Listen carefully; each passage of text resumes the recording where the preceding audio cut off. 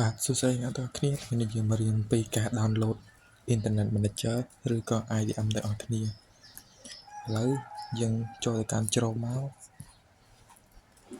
បន្ទាប់មកអ្នកទាំងអស់គ្នាsearch ពាក្យថា IDM download មកបន្ទាប់មកអ្នកទាំងអស់គ្នាចូល website លើគេនឹងមកហើយអ្នកទាំងអស់គ្នាយកពាក្យថា download បន្ទាប់មកអ្នកទាំងអស់គ្នាគ្រាន់តែចុចបិទអាហ្នឹងមកបន្ទាប់មកយើងចូលមកកន្លែង file យើងហើយយើងយកពាក្យថា download បន្ទាប់មកអ្នកទាំងអស់គ្នាចុចម៉ៅស្ដាំលើវាមួយមកហើយយកពាក្យថា run administrator បន្ទាប់មកអ្នកទាំងអស់គ្នាយកពាក្យថា OK មកឥឡូវវាចេញហើយអ្នកទាំងអស់គ្នាយកថា next ហើយអ្នកទាំងអស់គ្នាដាក់គ្រីសមកយកពាក្យថា next ហើយអ្នកទាំងអស់គ្នាចុច next ទៀតមកអ្នកទាំងអស់គ្នារងចាំឲ្យវាដើរពេញសិនឥឡូវវាពេញហើយ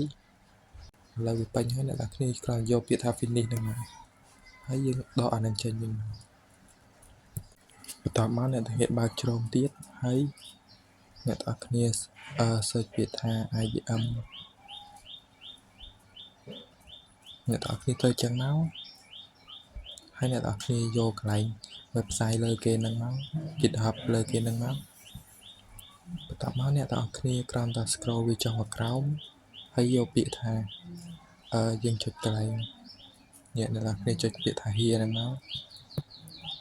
បន្ទាប់មកយើងយកឲ្យកន្លែងលើគេហ្នឹងមកដើម្បី download file zip វារងចាំវា file zip នឹងពេញឥឡូវ file នឹងពេញហើយឥឡូវយើងចេញពីហ្នឹងយើងចូលកន្លែង download មកអ្នកទាំងអស់គ្នាឃើញ file zip ហ្នឹងហើយអ្នកទាំងគ្នាគ្រាន់តែចុចបើកវា open មកហើយយើងចូលកន្លែងក្រោមគេហ្នឹងមកបន្ទាប់មក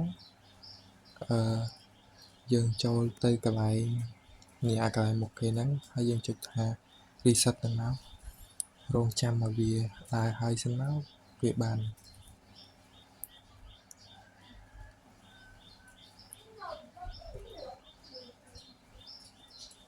ឥឡូវវាបានហើយយើងចុច OK បន្ទាប់មកយើងចូលអាកន្លែងទី2ម្ដងយើងចុចពាក្យថា register ហើយយកពាក្យថា OK មករងចាំឲ្យវាធ្វើការវាហើយសិនមកយើងនឹងបាន Internet Manager សម្រាប់ download ឥឡូវវាបានហើយយើងគ្រាន់តែចុចខ្វែងមកយើងបិទទៅអស់មកបន្ទាប់មកយើងបើក YouTube យើងមកឥឡូវយើងអត់ទាន់ឃើញទេណា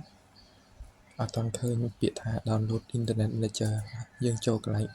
tray 3ហ្នឹងហើយយើងចុចកន្លែងលើគេហ្នឹងមកយើងចុចពាក្យកន្លែងហ្នឹងមកយើងគ្រាន់តែrefresh YouTube ហ្នឹងមកអ្នកទាំងអស់គ្នាឃើញពេលយើងដាក់អីលើទៅវាមានពាក្យថា download ឥឡូវយើងធ្វើការdownload អ្នកទាំងអស់គ្នាមើលមួយអ្នកទាំងអស់គ្នាគ្រាន់តែចុចលើ download ហ្នឹងមកហើយយើងរើសភាពច្បាស់របស់វាតោះមកយើងចុច start download